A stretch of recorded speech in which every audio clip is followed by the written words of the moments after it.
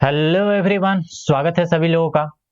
और हम लोग एसिड बेस और साल्ट का रिवीजन कर रहे हैं, जिसमें पहले लेक्चर में मैंने एसिड और बेस की सिंपल सिंपल बातें, फिर एसिड की सारी प्रॉपर्टी, बेस की सारी प्रॉपर्टी और जो भी इंपॉर्टेंट बातें थी, सारी एक्टिविटी, बहुत सारे रिएक्शन, ये सब कुछ हो गया है। ये दूसरे पार्ट में हम लोग खत्म कर देंगे, ठीक है ना। वहां पे 1 घंटे 20 मिनट का बना था और ये भी लगभग 40-45 मिनट, यानी कि 2 घंटे में आपका पूरा एसिड बेस और साल्ट रिवाइज हो जाएगा। तो इसमें हम लोग कुछ इंपॉर्टेंट कंसेप्ट है उसको पढ़ेंगे और उसके बाद फिर साल्ट्स पढ़ेंगे, ठीक है ना। तो चलिए हम लोग चलते हैं अपने स्क्रीन पे और शुरू करते हैं हाइड्रोनियम आयन से। पिछली क्लास में मैंने बेस और यूजेज ऑफ बेस यहां तक करा दिया था ना। चलिए हाइड्रोनियम आयन देखिए क्या होता है। हाइड्रोनियम आयन, हाइड्रोनियम आयन कुछ नया नहीं है, बस नाम नया है, बात आप लोग पहले से जानते हो। जैसे acids dissolve in water, H plus देता है। जैसे मान लीजिए हमारे पास एक एसिड है HCl, जो कि पानी में डिजोल्व हुआ और हमें दे दिया ये, जब ये पानी में डिजोल्व हो जाएगा तो क्या होगा, H प्लस एक्वस बन जाएगा। एक्वस का मतलब है कि पानी में H प्लस घूम रहा है, और Cl माइनस एक्वस हो जाएगा, यानी कि Cl माइनस पानी में घूम रहा है, पानी में वो है। तो इस बात को एक और तरीके से लिखा जा सकता है, ठीक है ना। कैसे? H प्लस एक्वस ना लिख के हम लोग ऐसे भी लिख सकते हैं, हाइड्रोजन, ठीक है, और एक H2O इसमें जोड़ देंगे। तो एक हाइड्रोजन और एक H2O जोड़ेंगे तो 3 हाइड्रोजन हो गए। तो हम लोग क्या लिखेंगे, H3O प्लस। क्या लिखेंगे, H3O प्लस। तो H3O प्लस जो है वो H प्लस एक्वस के बराबर है, यानी H3O प्लस लिखें या हम लोग H प्लस एक्वस लिखें, ये दोनों सेम बात है। क्लियर? तो यही H3O प्लस को हम लोग हाइड्रोनियम आयन बोलते हैं। क्या बोलते हैं भाई? Hydronium ion. अब इसके पीछे भी लॉजिक है कि क्यों ऐसा लिखते हैं, ठीक है ना। इसके पीछे भी कहानी है, तो उस कहानी को मैं थोड़ा सा शॉर्ट में ये बता दूं कि जो ये H प्लस होता है, एक्चुअल में जो ये H2O होता है, H2O के पास, ऑक्सीजन के पास यहां होते हैं लोन पेयर, और लोन पेयर जो होता है वो निगेटिव के तरीके बिहेव करता है। तो ये H प्लस के पास जाके चिपक जाता है, ये H प्लस के पास जाके चिपक जाता है। तो H प्लस और उसके बाद ये H2O, इसका लोन पेयर जो है ये H प्लस से चिपकने लगता है, ये तो ये मिल के बना देते हैं H3O प्लस। तो कोई पूछे हाइड्रोनियम आयन है क्या, व्हाट इज हाइड्रोनियम आयन, तो हाइड्रोनियम आयन आप लोग बता दीजिएगा कि H3O प्लस है, जो कि H प्लस एक्वस का ही एक दूसरा रूप है, ठीक है ना। ये आपस में बदलते भी रहते हैं, कभी H प्लस एक्वस हो जाएंगे, कभी H3O प्लस बन जाएंगे। इसकी डिटेल नॉलेज जो है आपको क्लास 11th में मिलेगी, यहां पे ज्यादा इसको खोदना बेकार है, ठीक है। चलिए, अच्छा, वाई रेन वाटर, जो बारिश होती है, रेन वाटर इलेक्ट्रिसिटी कंडक्ट करती है लेकिन डिस्टिल वाटर नहीं कर सकती है। हो सकता है ये सवाल पूछ दिया जाए एग्जाम में, क्योंकि डिस्टिल वाटर जो होता है उसमें किसी प्रकार की एसिड नहीं होती है, ना कोई बेस होता है ना कोई साल्ट होता है। तो डिस्टिल वाटर में एसिड नहीं है, बेस नहीं है, साल्ट नहीं है, यानी कि उसमें केटायन और एनायन बनने की पॉसिबिलिटी नहीं है। लेकिन जो बारिश की पानी होती है, जब बारिश की पानी आसमान से आती है तो वो भी प्योर आती है, लेकिन जैसे ही एटमॉस्फेयर में आती है तो हमारे एटमॉस्फेयर में CO2 गैस है, SO2 गैस है, NO2 गैस है। तो ये क्या होते हैं, ये पानी के साथ मिलकर एसिड बना देते हैं। जैसे ऊपर से प्योर पानी आ रहा है और आने के बाद हमारे एटमॉस्फेयर CO2 से मिल गया, तो CO2 से मिलने के बाद क्या होगा, ये H2CO3, क्या H2CO3 जो कार्बोनिक एसिड होता है वो बन जाता है। तो कार्बोनिक एसिड हमारे फिर उसके बाद आ जाता है हमारे पास। तो इसीलिए जो शुरुआती बारिश होती है ना, जो सबसे पहली पहली वाली बारिश होती है, तो पहली बारिश जो होती है वो खतरनाक होती है, क्योंकि एटमॉस्फेयर में जितना भी प्रदूषण होगा वो पहली बारिश नीचे लेकर आती है। तो इसीलिए पहली बारिश में कभी भी भीगना नहीं चाहिए, बाहर नहीं रहना चाहिए। 2-3 बारिश जब हो जाए उसके बाद ही बारिश में आप नहाइए। पहली बारिश से बहुत सारी फसलें भी खराब होती हैं, ठीक है ना। पता नहीं, ये गाना भी है, पहली बारिश है छम छम नाचे, पता नहीं कुछ है। तो उसको भी, उस मूर्ख को भी समझाना चाहिए कि देखो पहली बारिश में छम छम मत नाचो, इसके बाद वाली बारिश में नाचना। पहली बारिश में एसिड रेन होती है। क्या बात समझ गए? तो इस कारण से होता है, ये आप लोग पहले से भी जानते होंगे। ये एक्टिविटी भी है आपकी 2.8, इसको मैं थोड़ा सा डिस्कस कर देता हूं। उसके बाद ये एक्टिविटी 2.9 है। 2.8 एक्टिविटी क्या है? Conduction of electricity. देखिए, जो इलेक्ट्रिक का कंडक्शन होता है सॉल्यूशन में तभी होगा जब उस सॉल्यूशन में आयंस प्रेजेंट होंगे। जैसे मैं एसिड की बात करूं, जैसे मैं कोई भी एसिड ले लूं, जैसे HCl मैंने ले लिया, तो ये सॉल्यूशन में H प्लस और Cl- देगा। मैं किसी बेस के बारे में बात करूं, जैसे कि NaOH, तो ये Na प्लस देगा और OH माइनस देगा पानी में, ठीक है ना, पानी में। और मैं किसी साल्ट के बारे में बात करूं, जैसे मैंने NaCl ले लिया, तो NaCl क्या होगा? Na प्लस होगा और Cl माइनस होगा। कहने का मतलब पॉजिटिव आयन और निगेटिव आयन सॉल्यूशन में होगा। तो जब पॉजिटिव आयन और निगेटिव आयन सॉल्यूशन में होगा तो वो मूव करेंगे। और हम लोग ये बात जानते हैं कि अगर चार्ज मूव करेंगे, positive charge negative charge move करेंगे, तो मूवमेंट ऑफ इलेक्ट्रॉन के कारण ही तो इलेक्ट्रिसिटी पैदा होती है। तो अगर सॉल्यूशन में एसिड हो, बेस हो, साल्ट हो, तो वो करंट फ्लो करेगा। तो 2 पॉइंट एक्टिविटी में यही है कि जब हम लोग एसिड डालेंगे तो हमारा बल्ब जलेगा, बेस डालेंगे जलेगा, साल्ट डालेंगे जलेगा। लेकिन सॉल्यूशन में अगर मान के चलो हमने ग्लूकोज डाल दिया तो वो H प्लस नहीं देता है, या एल्कोहल डाल दिया तो वो H प्लस या OH माइनस नहीं देता है। तो ग्लूकोज और एल्कोहल जब हम लोग सॉल्यूशन में डाल देंगे तो वो H प्लस OH माइनस नहीं देगा और बल्ब हमारा नहीं जलेगा, यानी करंट नहीं फ्लो होगा। 2.8 एक्टिविटी आप लोग निकाल के पढ़ सकते हैं किताब से, बस उसमें यही बात है। उसका जो मेन पॉइंट है वो यही है जो मैंने अभी आपको समझा दिया। आइए आगे चलिए। ये एक्टिविटी 2.9 है। देखिए, कोई भी साल्ट जो होता है ना, कोई भी साल्ट तभी अपना एक्टिव नेचर शो करता है जब वो लिक्विड स्टेट में हो। अगर वो गैस के स्टेट में है तो वो अपना एसिडिक नेचर या बेसिक नेचर शो नहीं करेगा। कोई भी एसिड या कोई भी बेस अपना एसिडिक नेचर या बेसिक नेचर तभी शो करता है जब वो लिक्विड स्टेट में हो। अगर वो गैस के स्टेट में है तो वो नहीं करेगा, सॉलिड के स्टेट में है तो भी नहीं करेगा, पहली बात। तो एक ये एक्सपेरिमेंट किया गया है। क्या किया गया? एक एक्सपेरिमेंट किया गया है जिसमें NaCl लिया गया, उसके बाद सल्फ्यूरिक एसिड डाला गया और उसमें से एक गैस आती है। तो देखिए, ये रिएक्शन में थोड़ा सा लिख देता हूं। ये रिएक्शन है कॉन्सेंट्रेटेड सल्फ्यूरिक एसिड H2, एक कॉन्सेंट्रेटेड, हाँ ठीक है, कॉन्सेंट्रेटेड सल्फ्यूरिक एसिड, और इसकी रिएक्शन जो है वो NaCl से कराई गई, सॉलिड NaCl से। तो जब ये रिएक्शन कराई जाती है तो ये साल्ट बन जाता है Na2SO4, और उसके बाद इसमें बन जाता है HCl गैस। यहां पे HCl जो बनता है वो गैस के फॉर्म में होता है। तो यहां पे ये पूछा गया है, क्या ये HCl एसिडिक नेचर शो करेगा? नहीं करेगा, क्योंकि यहां पे HCl जो बना है ये HCl गैस के फॉर्म में बना है, लिक्विड के फॉर्म में नहीं।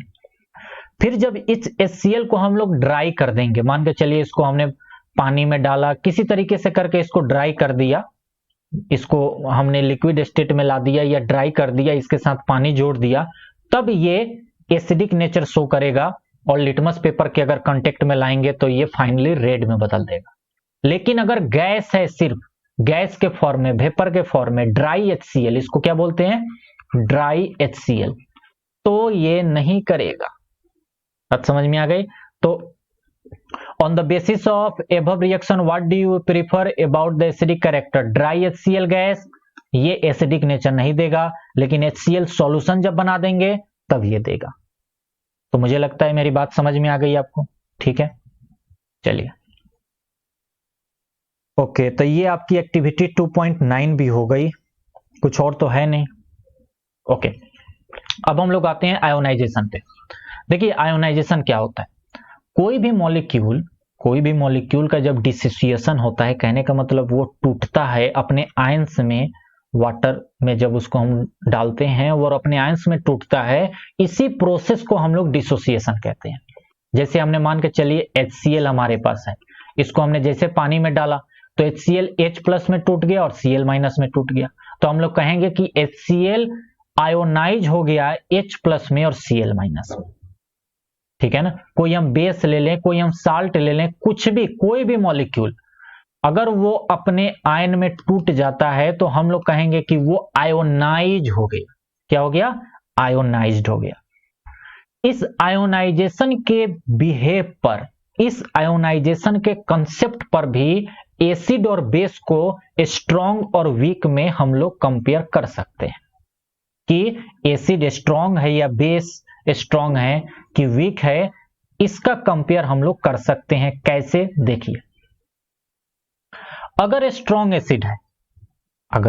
एसिड है तो वो फुल्ली आयोनाइज होगा। कहने का मतलब कि जैसे मान के चलिए हमने लिया HCl जो होता है ये स्ट्रॉन्ग एसिड होता है, या H2SO4 होता है, ये भी स्ट्रॉन्ग एसिड होता है।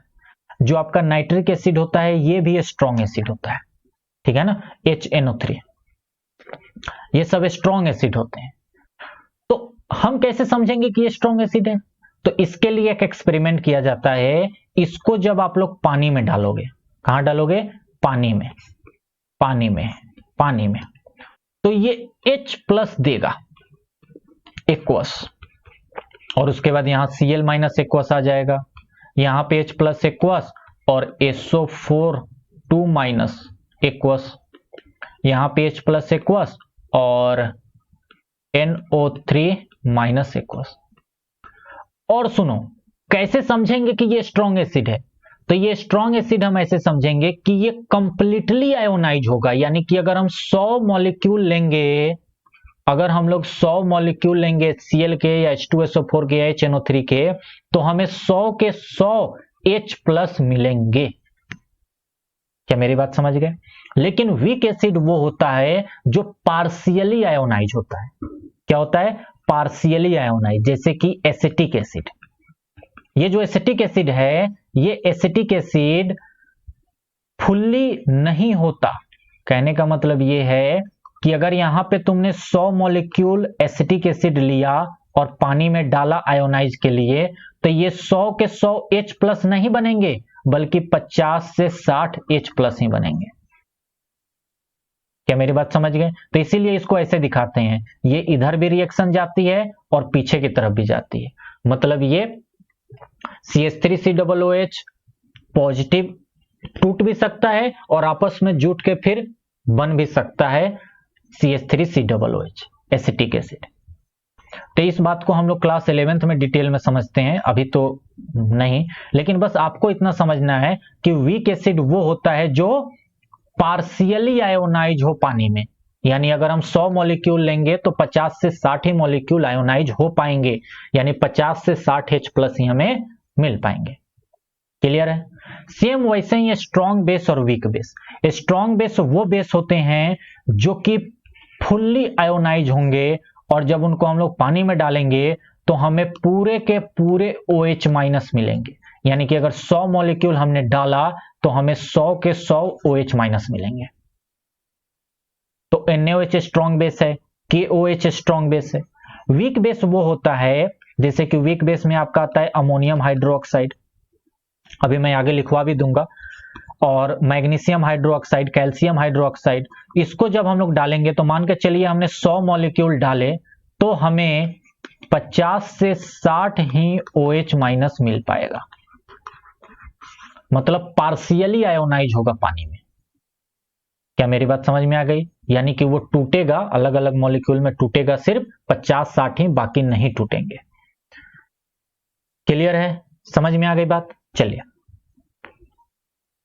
इसी के बिहाफ पर कहा जाता है कि अगर HCl और CH3COOH ये एक स्ट्रॉन्ग एसिड है और एक ये वीक एसिड है, अगर सेम कंसंट्रेशन का भी ले लें, मान के चलिए इन दोनों का कंसंट्रेशन सेम है, फिर भी ये अलग अलग हाइड्रोजन देंगे।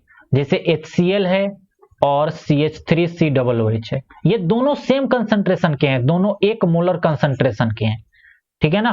फिर भी ये ज्यादा H प्लस देगा और ये कम H प्लस देगा, और ये ज्यादा H प्लस देगा पानी में। कंसंट्रेशन सेम है फिर भी, क्यों? क्योंकि ये पानी में कम आयोनाइज होगा और ये पानी में ज्यादा आयोनाइज होगा। मेरी बात समझ में आ गई? ओके। अब हम लोग बात करते हैं पीएच स्केल के बारे में। अब हम लोग पीएच स्केल के बारे में पढ़ेंगे। पीएच स्केल के बारे में मैंने आपको पीछे भी बताया था कि आखिर कोई कंपाउंड एसिडिक है तो उसकी स्ट्रेंथ क्या है और बेसिक है तो उसकी स्ट्रेंथ क्या है, इस बात को नापने के लिए हम लोग यूज करते हैं पीएच स्केल। तो पीएच स्केल एग्जैक्ट बता देता है कि जो सॉल्यूशन है या जो हमारी जो सॉल्यूशन है हमारा, वो एसिडिक और बेसिक कितना उसका स्ट्रेंथ है। तो ये 0 से 14 तक यहां पे होता है, और मैंने बताया था कि 0 से लेके 7 तक ये एसिडिक होते हैं, 7 पे एक्यूरेट न्यूट्रल होता है और 7 से लेके 14 तक बेसिक होता है, ठीक है ना? और जब इधर से इधर की तरफ हम लोग जाएंगे तो एसिडिक कैरेक्टर डिक्रीज करता है, ध्यान रखिएगा, एसिडिक कैरेक्टर डिक्रीज करता है।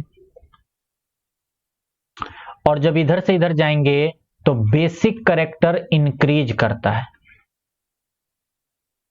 बेसिक कैरेक्टर इंक्रीज करता है, ठीक है ना? इस बात को थोड़ा सा अलग तरीके से समझते हैं। देखो, मैं थोड़ा सा और अच्छे से समझा देता हूं आपको। कहने का मतलब यह है कि यहां पे न्यूट्रल होता है ना, तो न्यूट्रल से जब इधर की तरफ जाओगे तो एसिडिक कैरेक्टर बढ़ने लगेगा, एसिडिक कैरेक्टर इंक्रीज करने लगेगा। और न्यूट्रल से जब इधर की तरफ जाओगे तो बेसिक कैरेक्टर इंक्रीज करने लगेगा। ऐसे समझ लो, ये ज्यादा अच्छा लग रहा है समझना। बेसिक कैरेक्टर नीचे की तरफ तीर यानी डिक्रीज करने लगेगा, यानी कि ये वाला पोर्शन जो होगा, ये वाला पोर्शन होगा स्ट्रॉन्ग एसिड का, यानी कि HCl हो गया, HCl हो गया, या H2SO4 हो गया, या जैसे HNO3 हो गया, ये सारे के सारे स्ट्रॉन्ग एसिड है ना, तो इनका पीएच जो होगा, पीएच वैल्यू वो 0 से लेके 2 के आसपास रहेगा। और ये वाला जो वैल्यू होगा, ये होगा वीक एसिड का, वीक एसिड का। वीक एसिड जैसे कि मैंने बताया ना कि जैसे CH3COOH, ठीक है ना, या कार्बोनिक एसिड H2CO3। क्लियर है? यहां पे H प्लस का जो कंसंट्रेशन होगा, H प्लस का कंसंट्रेशन वो क्या होगा? कम होगा। और यहां पे जो H प्लस का कंसंट्रेशन होगा वो क्या होगा? ज्यादा होगा। क्या बात समझ में आ रही है ना? और ये जो 7 से 8 या 9 के आसपास हैं, ये सारे के सारे वीक बेस होंगे। ये क्या होंगे? वीक बेस, जैसे कि अमोनियम हाइड्रोक्साइड, जैसे कि कैल्शियम हाइड्रोक्साइड, जैसे कि और भी ले लो मैग्नीशियम हाइड्रोक्साइड। और ये वाला इलाका जो होगा 13 से 14, ये स्ट्रॉन्ग बेस का होगा, यानी कि जैसे कि NaOH, जैसे कि KOH, क्योंकि इनका जो कंसंट्रेशन ऑफ OH माइनस होगा, OH माइनस का कंसंट्रेशन ये ज्यादा होगा, और यहां पे जो OH माइनस का कंसंट्रेशन होगा वो कम होगा। तो इतनी सारी बातें दिमाग में रखिएगा, तो आपका पीएच स्केल जो है सो बिल्कुल कहीं आप दिक्कत नहीं खाओगे, समझ में आ जाएगी। क्लियर है? चलिए देखिए, मैंने एक चार्ट भी ऐसे बना रखा है, मैं इस पे लिख भी देता हूं। ये H प्लस को बता रहा है ये, ठीक है ना। यानी कि जब 1 से हम आगे की तरफ बढ़ेंगे तो देखिए 7 पर, और ये OH माइनस को बता रहा है, यानी 7 पे जितना H प्लस है उतना ही यहाँ OH माइनस है। ये नीचे गोला वाला जो है सो OH माइनस है। तो आप खुद समझ सकते हैं कि H प्लस 1 0 1 2, यहां पे H प्लस बहुत ज्यादा है और यहां पे OH माइनस का कॉन्सेंट्रेशन बहुत ज्यादा है। समझ में आ रही है ना। यहां पे H प्लस का कॉन्सेंट्रेशन बहुत ज्यादा है और यहां पे OH माइनस का कॉन्सेंट्रेशन बहुत ज्यादा है। तो इस चार्ट से भी आपको समझ में आ जाना चाहिए। और बीच में क्या है, बीच में जितना H प्लस है उतना ही OH माइनस है। देखिए जितना H प्लस है उतना ही OH माइनस है, इसीलिए ये इलाका न्यूट्रल होता है। तो इसीलिए पानी जो होता है, पानी यहाँ पे आता है, क्योंकि पानी में ना तो एसिडिक कैरेक्टर होता है ना बेसिक कैरेक्टर होता है। क्लियर। आगे आइए, ये एक छोटा सा सवाल है, आप लोग सभी लोग आराम से कर सकते हो।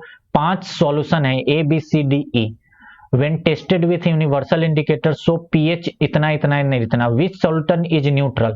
तो जिसका 7 हो वो न्यूट्रल होगा। 7 किसका है, D का। तो यानी कि न्यूट्रल कौन सा है, D वाला सॉल्यूशन न्यूट्रल है। स्ट्रांगली अल्कली किसका है, जिसका सबसे ज्यादा होगा, तो 11 है, यानी 11 किसका है, C का। अच्छा, स्ट्रांगली एसिडिक किसका होगा, जिसका सबसे कम pH होगा, कौन है, 1, यानी कि B। तो यहाँ पे B आ जाएगा, ठीक है। फिर कह रहा है कि वीकली एसिडिक किसका होगा, तो वीकली एसिडिक 4 हो जाएगा, यानी कि A। वीकली एल्कलिन किसका हो जाएगा, वीकली एल्कलिन 9, यानी E। तो अगर pH का ऑर्डर हम लोग लिखें तो सबसे ज्यादा pH किस में है, स्ट्रांगली एल्कली। pH सबसे ज्यादा 11 में है ना। अच्छा, pH पूछ रहा है, pH का ऑर्डर, हाँ। तो सबसे ज्यादा pH किसका है, सबसे ज्यादा pH 11 है, और 11 किसका है भाई, तो 11 है C का, ठीक है। उसके बाद 9 E का, उसके बाद 7 D का, उसके बाद A, उसके बाद B। क्या सभी लोगों को बात समझ में आ गई, ठीक है। तो ये pH का ऑर्डर है, क्यों, क्योंकि C का pH कितना दे रखा है, 11, E का 9, इसका 7 और इसका 4 और इसका 1। तो ये pH का ऑर्डर है। चलिए, दो बातें दिमाग में रखिएगा ये हमेशा। न्यूट्रलाइजेशन जो होता है, कभी भी न्यूट्रलाइजेशन होगा, यानी एसिड की रिएक्शन बेस से होगी और साल्ट वाटर बनेगा, न्यूट्रल होगा, तो वो एक्जोथर्मिक होगा, मतलब वहां हीट निकलेगी। और कभी भी हम लोग डाइल्यूशन करेंगे एसिड और बेस का पानी के साथ, मतलब कि पानी में जब भी एसिड और बेस डाल के उसको डाइल्यूट करेंगे तो वो भी एक्जोथर्मिक होगा। ये बात तो पहले भी पढ़ चुके हैं।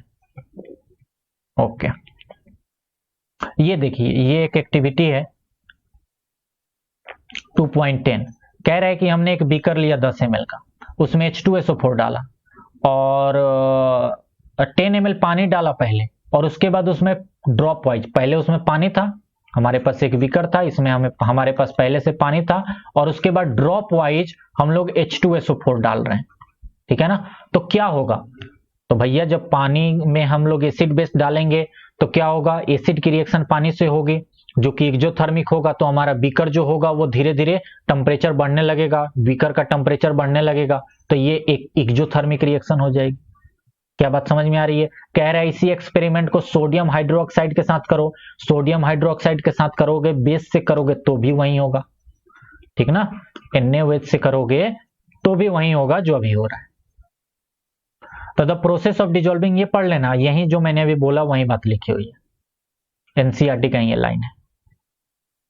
अच्छा, एक छोटा सा टॉपिक ये है जो कि आप लोग खुद से करेंगे, ये NCERT की बुक उठाना और importance of pH in everyday life जो दिया गया है, 3 4 या 5 उसमें टॉपिक है, उसको पढ़ लेना।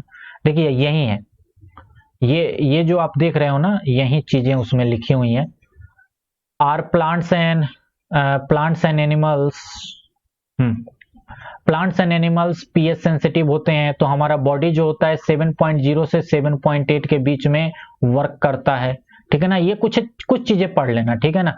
जब when pH of rain water is 5.6 it is acid rain, यानी कि अगर कभी भी बारिश हो रही है और उसका हम लोग देखें कि वो कितना उसका पीएच वैल्यू है। अगर 5.6 से कम हो जाए तो हम लोग कहेंगे वो एसिड रेन है, वो जो बारिश हुई है वो एसिडिक बारिश हुई है। तो यही कुछ चीजें हैं, पढ़ लेना खुद से, इसमें 2-4 पॉइंट आपको कुछ नए मिल ही जाएंगे, ठीक है ना। जैसे यही एक अच्छा पॉइंट है कि हमारा टूथ डीके स्टार्ट होने लगता है अगर हमारे माउथ का पीएच 5.6 से कम हो जाए। तो ये हो सकता है एमसीक्यू में इस तरह के पूछ ले, तो एक बार इसको पढ़ लेना, ठीक है। जो मैंने बोला है ना उसी बिहाफ पे ये सवाल है, अभी जो सवाल कराया है उसी बिहाफ पे पहला है, दूसरा तीसरा चौथा तुम लोग आराम से कर लोगे। चलो अब हम लोग आते हैं साल्ट्स पे। अब हम लोग साल्ट्स पे पढ़ते हैं। देखिए साल्ट्स, साल्ट्स मैंने आपको बताया था कि साल्ट्स कब बनता है भैया, एसिड और बेस का जब रिएक्शन होता है। साल्ट्स कब बनता है, जब एसिड की रिएक्शन बेस से हो। Salts are the ionic compounds consisting of two parts, one part is positive ion and other part is negative ion. यानी कि साल्ट तभी बनेगा जब दो पार्ट हो, एक पॉजिटिव आयन और एक निगेटिव आयन। जैसे कि sodium chloride, sodium chloride NaCl, देखिए इसमें Na प्लस है और Cl माइनस है। कैल्शियम क्लोराइड CaCl2, इसमें Ca प्लस है, 2 प्लस है और क्लोरीन 1। ये बात सभी लोग जानते हो ना, ये मुझे बार बार लिखने की जरूरत नहीं है। 2 Cl माइनस है, यहाँ पर क्या है, एक Na प्लस है और एक Cl माइनस है। तो कहने का मतलब ये है कि इसी को हम लोग साल्ट बोलते हैं, जिसमें एक पॉजिटिव आयन हो और एक निगेटिव आयन, उसको हम लोग साल्ट बोलते हैं। कई बार हमारे दिमाग में एक बात होती है कि साल्ट मतलब NaCl। अच्छा हाँ, जो घर में खाना खाते हैं ना उसी को साल्ट कहते हैं, बाकी कुछ भी साल्ट नहीं है। तो घर में जो खाना खाते हैं वो NaCl होता है भाई, ठीक है। लेकिन ये जरूरी नहीं है कि NaCl ही सिर्फ साल्ट हो, NaCl ही भी एक साल्ट है, लेकिन इसके अलावा भी बहुत सारे साल्ट हैं। कई लोग मतलब कि जनरली इसी को साल्ट मान लेते हैं कि सिर्फ NaCl ही साल्ट है। नहीं, साल्ट वो होता है जिसमें पॉजिटिव आयन और निगेटिव आयन, जैसे कैल्शियम क्लोराइड, अमोनियम सल्फेट। ये देखो अमोनियम, तो अमोनियम यहां 2 लेना होगा। अच्छा एल्युमिनियम है, सॉरी एल्युमिनियम है, तो एल्युमिनियम सल्फेट 2, तो ये हो जाएगा 3, ठीक है। पोटेशियम नाइट्रेट क्या है, पोटेशियम, तो पोटेशियम और नाइट्रेट, 1 मिनट, ठीक है। पोटेशियम नाइट्रेट मैंने यहां पे गलत लिख रखा है, ओके पोटेशियम नाइट्रेट। चलिए हाँ, सोडियम कार्बोनेट, तो ये रहा सोडियम कार्बोनेट, तो सोडियम हमें 2 लेने पड़ेंगे क्योंकि कार्बोनेट 2 माइनस का होता है। तो Na2, ये ना लगाओगे तो भी चलेगा, मैंने बेकार में लगा दिया, ठीक है। इस चीज को ऐसे लिख सकते हो ना तुम, Na2CO3। जिंक कार्बोनेट कैसे बनाएंगे फॉर्मूला, जिंक Zn और कार्बोनेट CO3, तो जिंक भी +2 का होता है। सोडियम एसीटेट, एसीटेट क्या है, एसिडिक एसिड जो होता है ना उसी को एसीटेट बोलते हैं। तो इसको थोड़ा सा अलग तरीके से बनाते हैं, देखो ये और यहां पे Na+। अमोनियम क्लोराइड, अमोनिया क्या होता है, ये और क्लोराइड Cl, तो ये हो गया अमोनियम क्लोराइड। तो ये मैंने कुछ नाम भी लिख दिए ताकि आपको ध्यान रहे। आइए, तो salt is a general name, salt एक जनरल नेम होता है, does not refer only to NaCl। मैंने अभी बोल दिया कि ऐसा मत समझना कि सिर्फ NaCl ही साल्ट होता है, साल्ट जनरल नाम है। हम लोग ज्यादा NaCl का यूज करते हैं इसीलिए उसको साल्ट भी कहते हैं। अच्छा, तो साल्ट में क्या होता है, साल्ट में जो पॉजिटिव पार्ट होता है ना वो जनरली मेटल होता है या अमोनिया होगा, NH4+।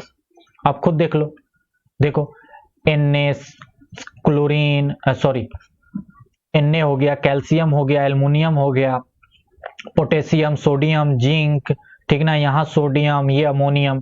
तो कहने का मतलब ये है कि ज्यादातर क्या होंगे, पॉजिटिव आयन जो होंगे वो मेटल होंगे या फिर अमोनिया होगा।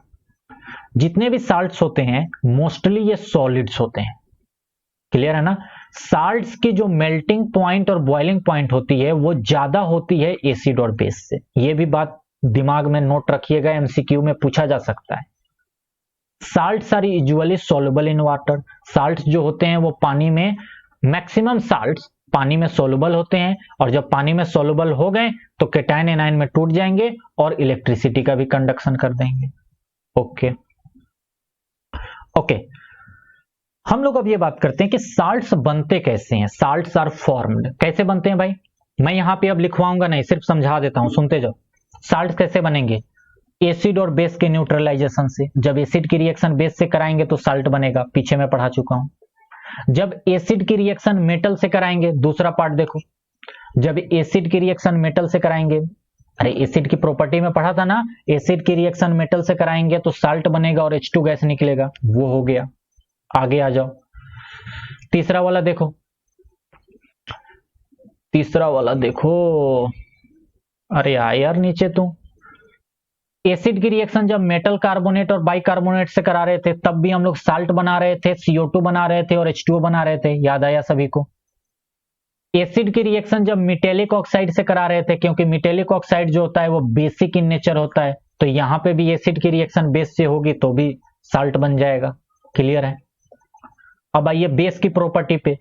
तो बेस को जब मेटल के साथ रिएक्शन करा रहे थे तो मात्र दो ही ऐसे मेटल थे, जिंक और एल्युमिनियम, जो कि हायर बेस NaOH और KOH से रिएक्ट करके सोडियम जिंकेट या पोटेशियम जिंकेट और सोडियम एल्यूमिनेट या पोटेशियम एल्यूमिनेट बनता है। याद आया सभी को? मैंने बताया भी था कि वो IIT जैसे एग्जाम में भी पूछा जाता है। बेस की रिएक्शन नॉन मेटेलिक ऑक्साइड से करा दो, क्योंकि non metallic oxide acidic in nature होते हैं, पढ़ाया है ना पीछे अभी। तो बेस की रिएक्शन एसिडिक से करोगे तो साल्ट बनेगा और H2O बनेगा। तो ये कुछ नियम हो गए, कुछ ऐसे नियम हो गए जिससे कि हम साल्ट्स बनाएंगे। कुछ नया नहीं है, पुराने को ही मैंने एक जगह कंबाइन कर दिया है। ओके, फैमिली ऑफ साल्ट्स भी बहुत मतलब कि बेकार चीज है, मैं बता देता हूं एक बार। जैसे सोडियम क्लोराइड, तो NaCl, तो इसमें कौन सा एसिड यूज हुआ होगा? जाहिर सी बात है HCl यूज हुआ होगा, तभी तो Cl आया वहां से। और बेस कौन सा यूज हुआ होगा? NaOH। अरे इन दोनों का कॉम्बिनेशन करोगे तभी तो NaCl पाओगे। बात समझ में आ रही है ना? कैल्शियम क्लोराइड, कैल्शियम क्लोराइड कौन सा एसिड यूज हुआ होगा? जाहिर सी बात है HCl। और बेस कौन सा? कैल्शियम हाइड्रोक्साइड, तभी तो ये पाओगे। समझ में आ रही है ना बात? ओके, एल्युमिनियम सल्फेट में एल्युमिनियम हाइड्रोक्साइड और सल्फेट की अगर बात करें तो यानी कि सल्फ्यूरिक एसिड H2SO4 यहां यूज हुआ होगा, H2SO4। तो ये तो आप लोग कर लोगे, इसमें कुछ मुझे नहीं लगता दिक्कत होने वाली। चलो आगे आओ। ओके, अब हम लोग बात करते हैं कि साल्ट का पीएच क्या होगा। साल्ट का पीएच क्या होगा? देखो अगर हम लोग स्ट्रॉन्ग एसिड और स्ट्रॉन्ग बेस की रिएक्शन कराएंगे, तो स्ट्रॉन्ग एसिड है, स्ट्रॉन्ग बेस है, दोनों की पावर ज्यादा है, दोनों आपस में न्यूट्रलाइज हो जाएंगे और न्यूट्रल हो जाएंगे और पीएच 7 हो जाएगा। पीएच क्या हो जाएगा? 7। जैसे मैं एक एग्जांपल भी लिख देता हूं, जैसे NaOH strong base, HCl strong acid, दोनों के रिएक्शन हुआ NaCl और H2O बन गया। क्या बात समझ में आ गई? अगर स्ट्रॉन्ग एसिड है लेकिन बेस जो है सो वीक है, तो जो साल्ट बनेगा ना वो थोड़ा सा एसिडिक इन नेचर में होगा, तो पीएच की वैल्यू 7 से कम हो जाएगी। जैसे मैं एग्जांपल बताता हूं, HCl हमारा स्ट्रॉन्ग एसिड है और मान के चलिए हमने अमोनियम हाइड्रोक्साइड से रिएक्शन कराया, तो हमें अमोनियम क्लोराइड बनाना होगा, साल्ट और H2O बन जाएगा। एसिड बेस की रिएक्शन पर साल्ट और H2O बनता है। लेकिन ये जो अमोनियम क्लोराइड है, ये इसका कोई पीएच 7 नहीं होगा, बल्कि इसका पीएच 7 से थोड़ा सा कम होगा। 7 से थोड़ा सा कम होगा, यानी कि ये एसिडिक नेचर में होगा। कैसा होगा? एसिडिक। क्यों? क्योंकि हमने स्ट्रॉन्ग एसिड लिया है और बेस वीक लिया है। सेम वैसे ही अगर हम लोग एसिड वीक ले लेंगे और बेस स्ट्रॉन्ग ले लेंगे तो पीएच हमारा 7 से ज्यादा हो जाएगा, क्योंकि हमारा जो साल्ट बनेगा वो बेसिक इन नेचर बनेगा। क्या बात समझ में आई? जैसे वीक एसिड ले लो, वीक एसिड जैसे कि H2CO3 ले लो ना, और स्ट्रॉन्ग बेस ले लो जैसे कि NaOH ले लो, तो साल्ट क्या बनाओगे? Na2CO3 plus H2O। तो ये जो साल्ट होगा ये थोड़ा सा बेसिक इन नेचर में होगा। कैसा होगा इसका नेचर? बेसिक होगा। इसीलिए इसीलिए याद करो, मैंने बोला था सोडियम कार्बोनेट और सोडियम बाइकार्बोनेट बेसिक नेचर के होते हैं, पीछे बोला था, याद आया सभी को? खोपड़ी खुली होगी जिसकी ना, उसी को याद आएगी, जिसकी खोपड़ी खुली होगी, समझ में आ रही होगी, उसी को याद आएगी, वरना फालतू की पढ़ाई इसका कोई मतलब भी नहीं होता। तो समझ में आया बेसिक क्यों होता है? क्योंकि इसमें स्ट्रॉन्ग बेस है और वीक एसिड है। क्लियर? अगर वीक एसिड और वीक बेस की रिएक्शन कराएंगे तो पीएच 7 के ही आसपास रहेगा, मतलब कि 6.5, 7 या 7.5 इसी के आसपास रहेगा। ठीक है ना? इसका भी कोई एग्जांपल लिख लो यार, अमोनियम हाइड्रोक्साइड और एसिटिक एसिड लो, साल्ट बनाएंगे तो क्या बन जाएगा? CH3COO और यहां अमोनिया आ जाएगा और उसके बाद पानी, इसको बोलेंगे अमोनियम एसीटेट, इसका नाम होगा। अब हम लोग यहां से साल्ट के बारे में पढ़ना शुरू करते हैं, एक एक साल्ट के बारे में पढ़ना शुरू करते हैं। ठीक है? हालांकि ये एनसीईआरटी से ही सारी चीजें मैंने ली है और आप लोग चाहें तो वहां से भी पढ़ सकते हैं, लेकिन एक बार मैं फटाफट रिवाइज करा देता हूं ताकि एनसीईआरटी पढ़ने में आपके लिए आसानी हो जाए।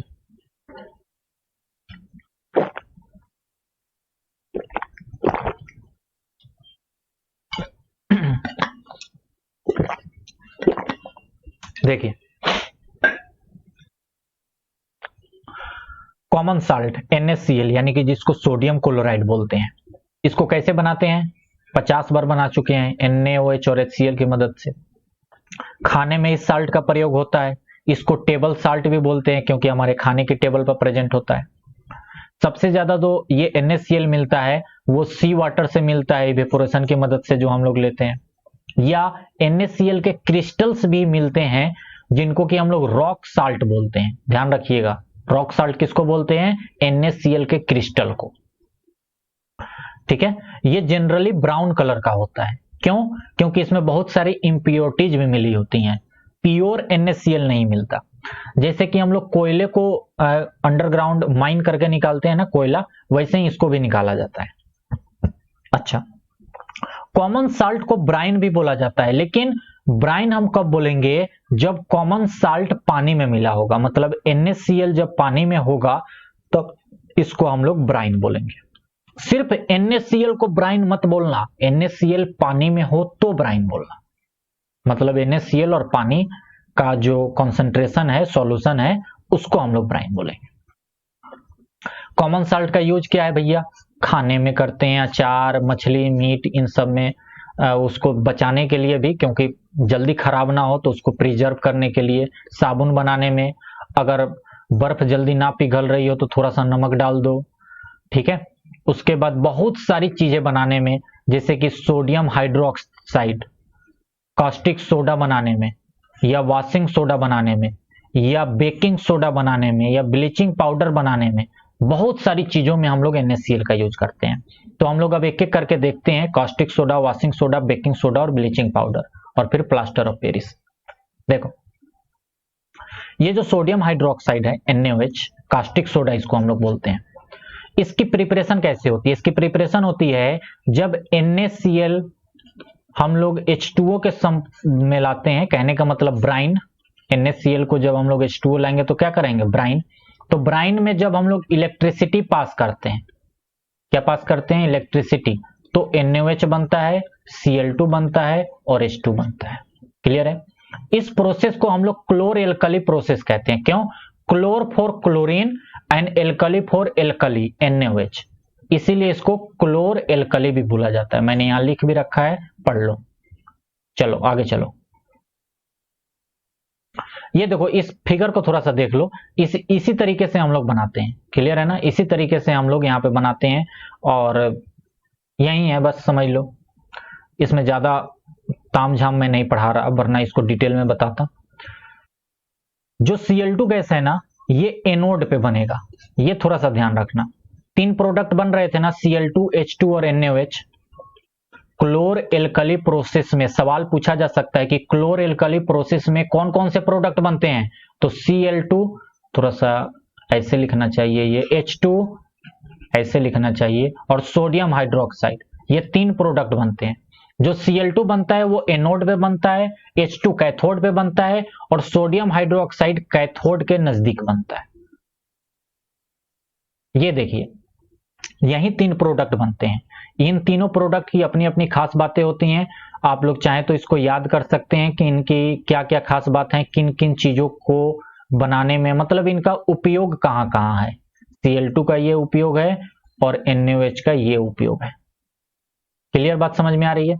ये मैंने आगे लिख भी रखा है। जैसे हाइड्रोजन का उपयोग देखिए, हाइड्रोजन का उपयोग हम लोग कहाँ कहाँ करते हैं, तो रॉकेट्स में फ्यूल के लिए करते हैं, फर्टिलाइजर्स के लिए करते हैं, हाइड्रोजिनेशन के लिए करते हैं। ठीक है। क्लोरीन, हम लोग क्लोरीन का ज्यादा इस्तेमाल तो होता है साफ सफाई, पानी सफाई करने के लिए, पेस्टिसाइड्स में। तो वहीं ड्रिंकिंग वाटर को साफ सफाई करने के लिए, ताकि ये जर्म्स को मार दे, बैक्टीरिया को मार दे। और पीवीसी बनाने में, पेस्टिसाइड्स बनाने में क्लोरीन का ज्यादा यूज होता है। NaOH का यूज कहाँ होता है? डीग्रीसिंग मटेरियल, मतलब कहीं पर ऑयल या ग्रीस लगा है तो उसको हम लोग साफ सफाई के लिए NaOH का यूज करते हैं। साबुन या डिटर्जेंट, सर्फ जो होते हैं डिटर्जेंट बनाने में करते हैं, पेपर बनाने में करते हैं, रेयन बनाने में करते हैं। ठीक है। ब्लीचिंग पाउडर, इसका नाम होता है कैल्शियम ऑक्जीक्लोराइड। ठीक है ना। इसको क्लोरीन ऑफ लाइम भी बोलते हैं। क्यों? देखो, इसका क्लोरीन ऑफ लाइम बोलने का क्या बात है, क्योंकि ये जो कैल्शियम ऑक्जीक्लोराइड है, इसका फॉर्मूला ऐसे होता है, कैल्शियम ऑक्जीक्लोराइड। तो इसमें क्लोरीन है और लाइम है। कैल्शियम ऑक्साइड को लाइम ही तो बोला जाता है, कैल्शियम ऑक्साइड को लाइम बोला जाता है, फिर पानी में डाल के कैल्शियम हाइड्रोक्साइड बनाया जाता है, लाइम वाटर। याद आया? तो इसीलिए इसको हम लोग बोलते हैं लाइम ऑफ क्लोरीन। ठीक है ना, क्योंकि ये जो है सो क्लोरीन है। तो क्लोरीन ऑफ लाइम या लाइम ऑफ क्लोरीन, जो बोलना है बोल लो, क्योंकि इसमें दोनों प्रेजेंट होते हैं। ये बनता कैसे है? तो chlorine is produce during the electrolysis of, अच्छा, पीछे जो हमने क्लोरीन बनाया ना, पीछे जो क्लोरीन बनाया, इसी क्लोरीन का यूज करके हम लोग आगे बढ़ेंगे। जैसे देखिए, ब्लीचिंग पाउडर को कैसे हम लोग बनाते हैं, सुनिए। जो क्लोरीन पीछे बना था ना, अरे अभी पीछे क्लोरीन बनाया था ना हम लोगों ने कास्टिक सोडा में, उसी क्लोरीन को हम लोग क्या करेंगे, इसके साथ रिएक्शन करा देंगे कैल्शियम हाइड्रोक्साइड के साथ, तो हमें कैल्शियम ऑक्जीक्लोराइड मिल जाएगा और H2O मिल जाएगा। क्या बात समझ में आ गई? तो ये रिएक्शन दिमाग में रखिएगा, NCERT में लिख रखा है। यूजेज में थोड़ा सा पढ़ लीजिएगा कि हाँ, ये टेक्सटाइल इंडस्ट्री में यूज होता है, ब्लीचिंग वुड पेपर में यूज होता है, ब्लीचिंग वाटर क्लॉथेस लॉन्ड्री, वो जो कपड़ा उपड़ा धोते हैं उसमें यूज होता है। ठीक है। ऑक्सीडाइजिंग एजेंट के रूप में भी इसका यूज किया जाता है और जर्म्स को मारने के लिए यूज किया जाता है, क्योंकि इसमें क्लोरीन की मात्रा होती है। तो क्लोरीन की मात्रा होती है, इसीलिए इसको इन सारी चीजों में यूज किया जाता है, पानी उनी को साफ करने में या कपड़े उपड़े को सही से रखने में। ठीक है ना। बेकिंग सोडा के बारे में बात करते हैं, NaHCO3 के बारे में। बेकिंग सोडा यानी खाने वाला सोडा, ठीक है ना, बेकिंग सोडा जिसको खाने वाला सोडा आपको दुकान में मिल जाएगा। तो it is commonly used in the kitchen, kitchen में इसका यूज होता है। आपको पकौड़ा बनाना है, छोला बनाना है, चना बनाना है, टेस्टी, तो बनाइए। इससे क्या होता है ना कि खाना जल्दी पक जाता है। जैसे चना, मटर या छोला, ये जल्दी नहीं पकते ना, तो उसमें थोड़ा सा बेकिंग सोडा डाल दीजिए, फटाफट पकने लगेगा। ठीक है ना। तो फास्टर कुकिंग में इसका यूज होता है। इसकी प्रिपरेशन कैसे होती है? तो baking soda is prepared by CO2 through NaCl solution, यानी ब्राइन के साथ। देखो, हमारे पास ब्राइन हो, ब्राइन बोले तो NaCl H2O, और ये अमोनिया के साथ हो। किसके साथ हो? अमोनिया के साथ। इसमें जब हम लोग CO2 पास करते हैं तब हमें मिलता है अमोनियम क्लोराइड और अमोनियम हाइड्रोजन कार्बोनेट। यही तो है, अमोनियम हाइड्रोजन कार्बोनेट ही तो आपका क्या है? बेकिंग सोडा है, अमोनियम हाइड्रोजन कार्बोनेट। क्लियर है ना? Ammonium hydrogen carbonate. तो इस तरीके से इसकी प्रिपरेशन होती है। यूजेज में, किचन में यूज किया जाता है, एंटीसिड के रूप में यूज किया जाता है। ठीक है ना। जैसे कि हम लोग मिल्क ऑफ मैग्नीशिया का यूज करते हैं ना, सेम वैसे ही। और फायर एक्सटिंग्विशर्स में यूज किया जाता है, सोडा एसिड फायर एक्सटिंग्विशर्स, ये मैंने डिटेल में पढ़ा रखा है। आपके NCERT में देखिएगा, सबसे पीछे इसको थोड़ा समझाया भी गया है, तो आप लोग वहां से देख सकते हैं। अच्छा, बेकिंग पाउडर बनाने में भी इसका यूज किया जाता है।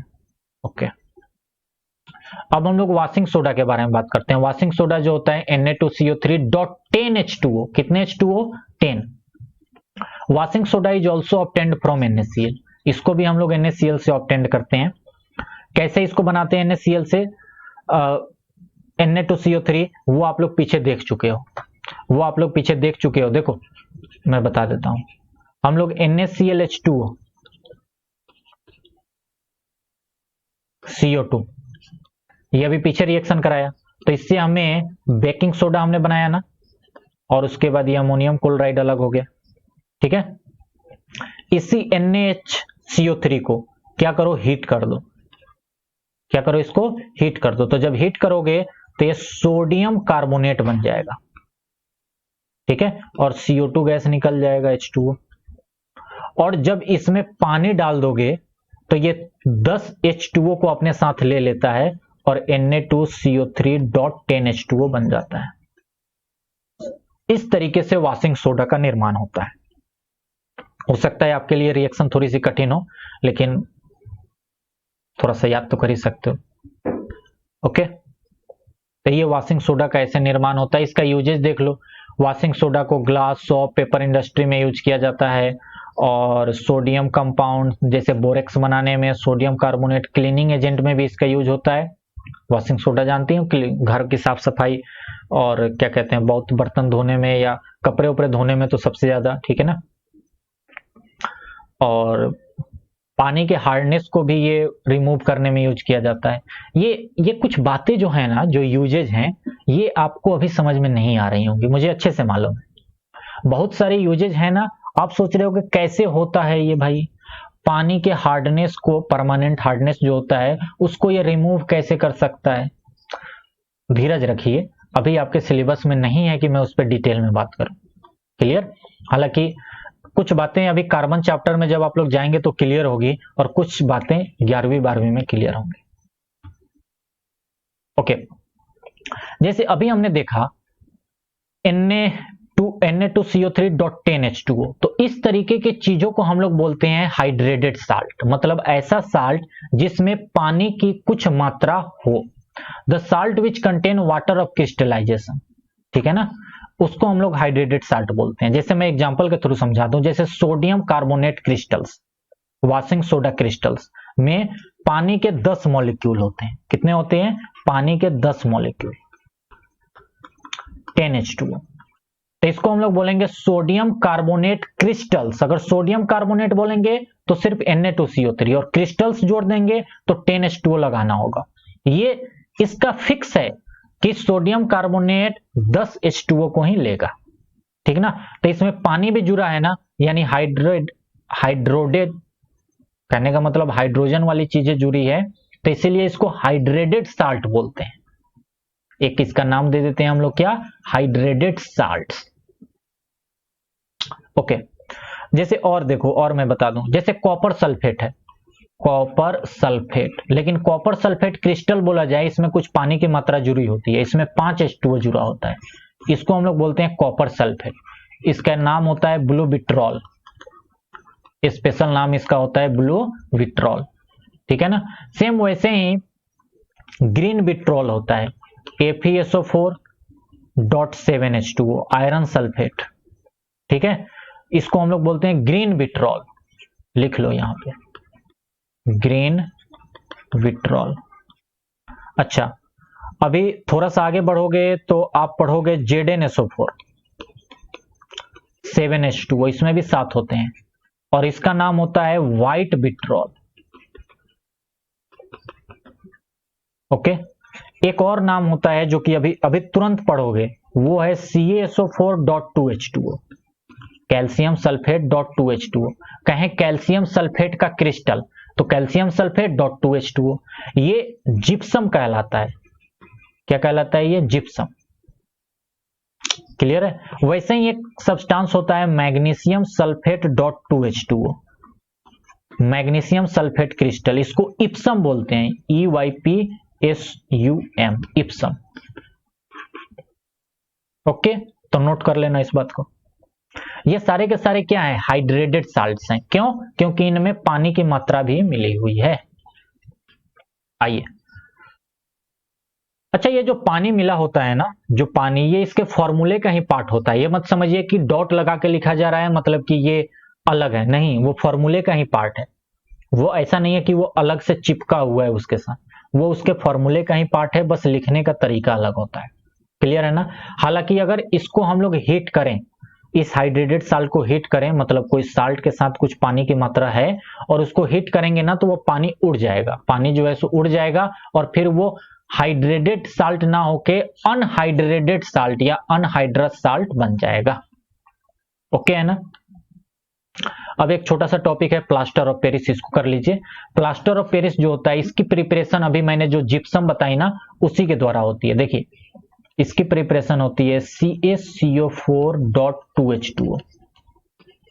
इसको जब 100 डिग्री सेल्सियस पे हम लोग हीट करते हैं तो हमें मिलता है .12H2O और 3/2H2O इसमें से निकल जाता है। यही जो है ना, इसी को हम लोग प्लास्टर ऑफ पेरिस बोलते हैं।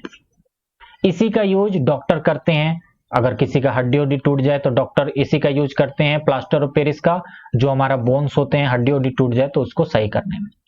क्लियर है ना? अगर इस प्लास्टर ऑफ पेरिस को फिर से पानी दे दिया जाए तो ये फिर से, अगर इसमें पानी फिर से दे दिया जाए ना, तो ये फिर से इसमें बदल जाएगा। इसीलिए कभी भी प्लास्टर ऑफ पेरिस अगर कहीं लगा हो तो उसको पानी से बचा के रखा जाता है। प्लास्टर ऑफ पेरिस का यूज टॉयज बनाने में, डेकोरेशन में और किसी सरफेस को स्मूथ बनाने में या चौक बनाने में भी किया जाता है।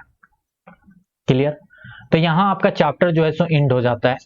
मैंने ये लास्ट वाली चीज थोड़ा सा ज्यादा जल्दीबाजी में पढ़ाई है, क्योंकि ये कहने का मतलब ये है कि चाहे मैं कितना भी डिटेल में पढ़ा दूं, करना इसको याद ही है। बात समझ में आ रही है ना? तो कहने का मतलब ये है कि एक रिवीजन कराने से फायदा ये हो जाता है कि फटाफट सारी चीजें जो है सो सामने, आंखों के सामने आ जाती है और फायदा इससे तो होता ही है। तो इसीलिए आप लोग इसको रिवाइज कर चुके हैं तो अच्छी बात है। एक मिनट, ओके। ओके, तो रिवीजन की अगर बात की जाए तो रिवीजन आगे के भी जो चैप्टर होंगे वो भी मैं रिवाइज करा दूंगा। ये रिवीजन आप लोगों ने कर लिया तो अब इस पे सवाल की प्रैक्टिस कीजिए, जितना आप सवाल कर सकते हैं उतने सवाल की प्रैक्टिस कीजिए। एमसीक्यू टाइप के क्वेश्चंस आपके, मतलब जिस टाइप के भी क्वेश्चंस एग्जाम में पूछे जाते हैं उस टाइप के क्वेश्चंस रिवाइज कीजिए। क्वेश्चंस की खूब प्रैक्टिस कीजिए, ठीक है ना? नोट्स को बार बार रिवाइज कीजिए और क्वेश्चंस की भरपूर प्रैक्टिस कीजिए। बस यही पढ़ाई का तरीका होता है और कुछ नहीं। चलिए, मिलते हैं हम लोग नेक्स्ट रिवीजन क्लास में। तब तक के लिए बाय, जय हिंद।